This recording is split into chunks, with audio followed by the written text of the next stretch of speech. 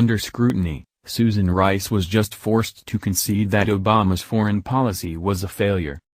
This may be one of the only times this disgraced liar actually told the truth.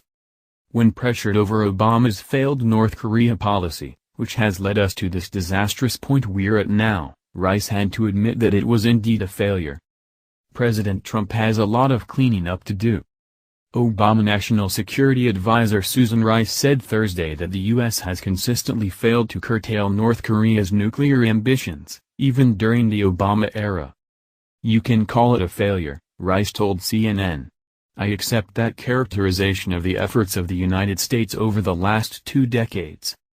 Rice, who served as the U.S. ambassador to the United Nations for 8 years before transitioning to the role of National Security Advisor, said the Democratic People's Republic of Korea has now vexed 4 successive American administrations, both Democrat and Republican. She said each administration has tried a range of measures, from sanctions and pressure, cooperation with China, and other methods that we shouldn't speak about on television, to no avail.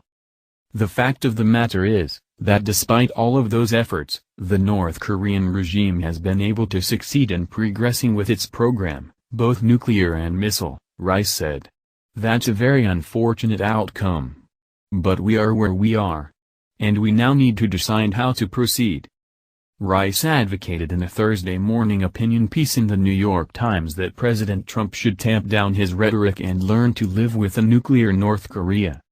"History shows that we can, if we must, tolerate nuclear weapons in North Korea, the same way we tolerated the far greater threat of thousands of Soviet nuclear weapons during the Cold War," she wrote.